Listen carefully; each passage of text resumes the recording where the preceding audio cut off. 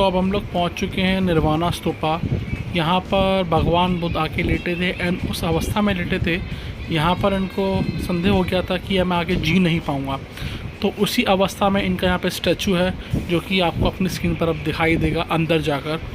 ये है वो स्टैचू जो लेटा हुआ है भगवान बुद्ध का। यहाँ पर इसी अवस्था में भगवान बुद्ध लेट गए थे आकर, जब उनको लगा था कि मेरा अंतिम समय आ गया है। तो ये उनका टेंपल है यहाँ पर।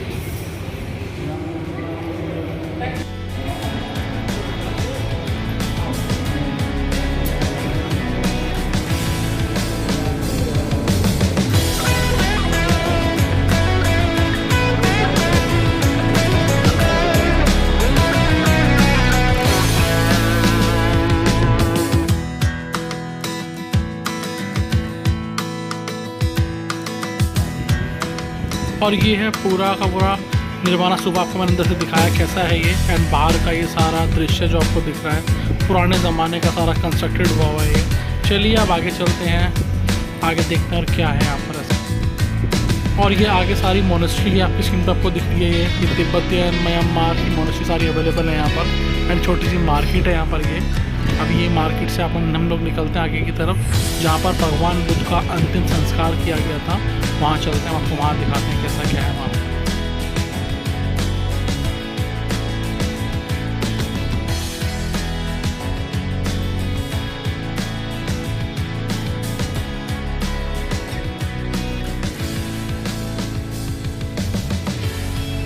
ये मैं आ गया हूँ रामाबार स्तूपा। यहाँ पर इस जगह पर भगवान बुद्ध को अंतिम संस्कार हुआ था उनका यहाँ पर, एंड ये पूरा का पूरा बना हुआ आपको दिखाता हूँ स्क्रीन पर भी आपकी। ये है यहाँ पर अंदर, यहाँ पर भगवान बुद्ध की यहाँ पर अंतिम संस्कार हुआ था भगवान बुद्ध का। एंड ये है, आपको पढ़ लेना इस बारे में, रामाबार स्तूपा है ये पूरा ये। चलिए अब आपको दिखाता हूँ मैं ये पूरा का पूरा थोड़ा वॉक करके।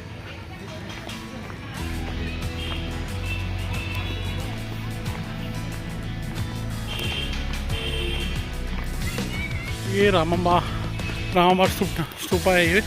यहाँ पर अब थोड़ा घूम रहे हैं हम, तो गर्मी तो बहुत ज़्यादा हो रही है यहाँ पर, घूमने का टाइम तो है नहीं घूमने का ये।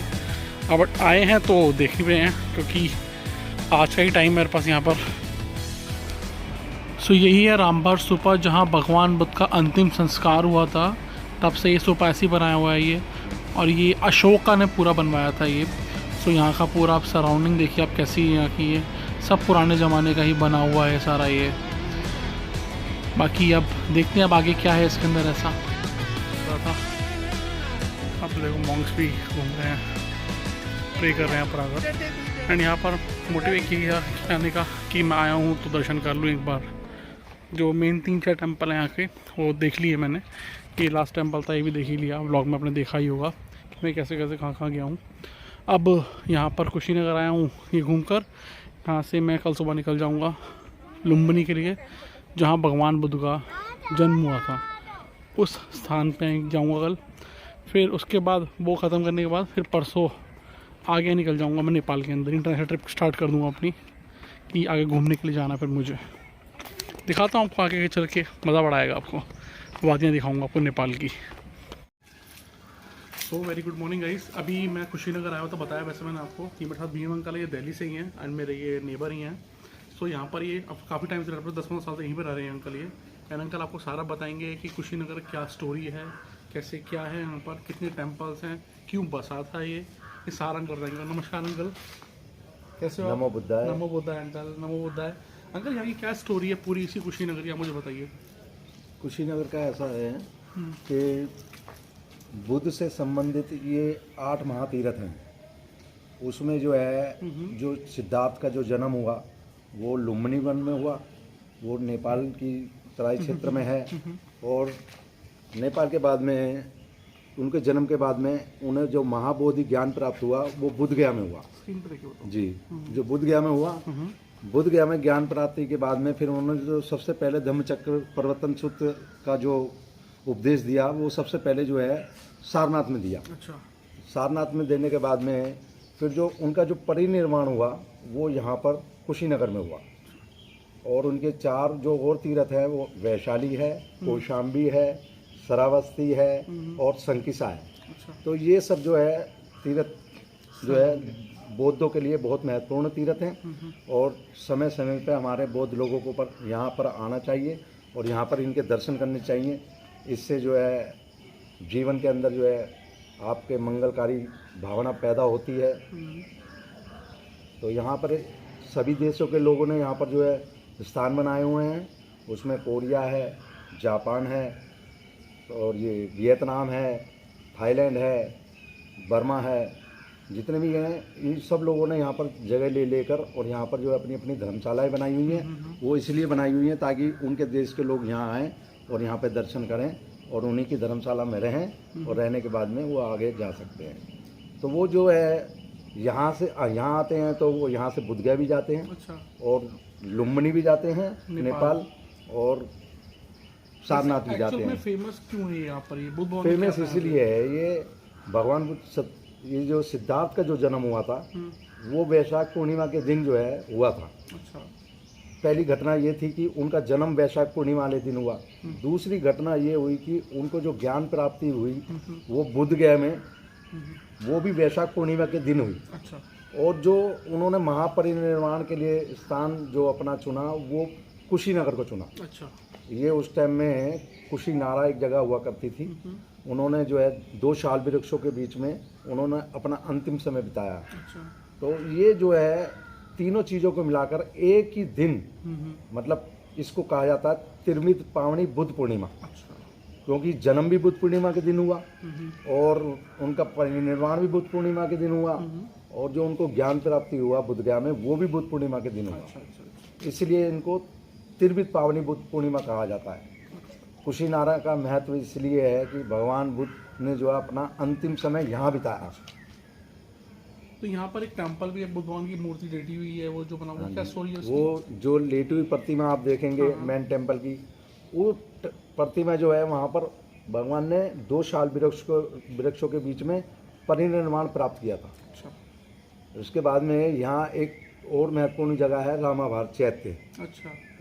यहाँ से उनकी यात्रा को ले जा कर के और रामाभार चैत्य पर वहाँ उनका अंतिम मुखाग्नि दी गई थी। अच्छा। अच्छा। तो ये दोनों स्थान इसलिए यहाँ पर महत्वपूर्ण है। अच्छा। अच्छा जी चलिए अंकल जी, मिलकर आपसे बहुत अच्छा लगा अंकल जी। नमो बुद्धाय। आपसे फिर दोबारा आके मिलेंगे। बिल्कुल। एंड मेरी ऑडियंस भी आपके पास जरूर आएगी मिलने के लिए। मेरा नाम लेके सिद्धार्थ। ठीक। तो आप पीछे आके हम कॉन्टैक्ट कर लेंगे। वो अपना मोबाइल नंबर एक बार बता दो, आपका मोबाइल नंबर क्या है? मेरा मोबाइल नंबर है 9818081521। आप कभी भी आएँ, यहाँ म्यांमार टेम्पल है ये और बनते ज्ञानेश्वर जी अभी यहाँ विराजमान है और वो 87 साल की एज है उनकी। और कभी भी यहाँ आएंगे तो आपको रहने की कोई असुविधा नहीं होगी। यहाँ अच्छे रूम आपको मिल जाएंगे हर तरह से, जैसे भी आप चाहेंगे। आप उसमें कोई ऐसा नहीं है कि आपको इतना पैसा देना है, इच्छा अनुसार यहाँ दान दिया जाता है। यहाँ कोई ऐसा नहीं, धर्म से ही संबंधित है जो भी कुछ है। आप कभी भी आएँ, दिल्ली से आएँ और किसी भी क्षेत्र से आएँ, आइए। कुशीनगर में आपका वेलकम है, स्वागत है। इसी शब्दों के साथ में नमो बुद्धस्य, जय भीम। ओके। और ये है हमारे भीम अंकल की शॉप कुशीनगर के अंदर।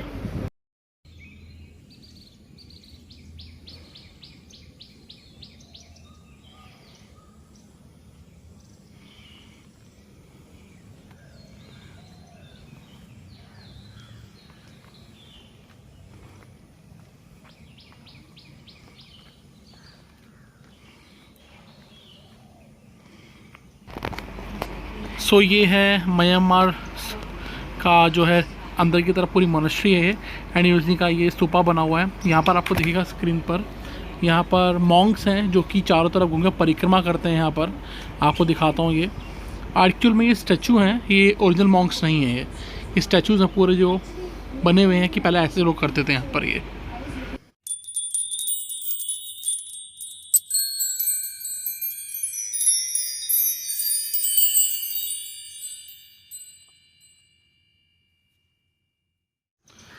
तो ये बौद्ध भवन का एक स्तूपा बना हुआ है, टेम्पल है यहाँ पर, ये कुशीनगर के अंदर ही। यहीं पर हम लोगों ने स्टे किया है एंड यहीं पर ही हमारा अंदर होटल है, जो कि आपको ऑलरेडी बताया था अभी कैसे मैं यहाँ पर रहा हूँ, कैसे आया हूँ।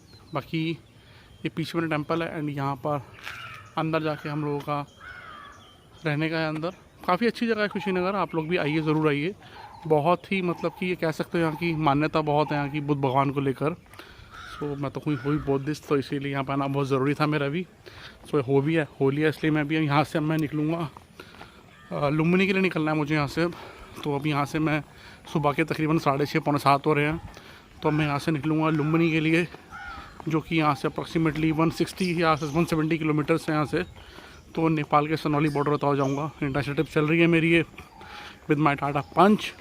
सो आप लोगों से ये उम्मीद करूँगा मैं कि आप लोग भी यहाँ पर आओ, घूमो फिरो, मस्ती करो, थोड़ा बौद्ध धर्म के बारे में जानो।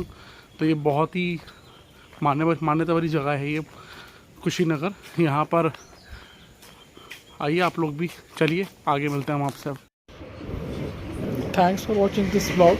मिलते हैं आपसे नेक्स्ट व्लॉग में, तब तक के लिए bye bye, take care and please channel को सब्सक्राइब करो, लाइक करो एंड शेयर करो।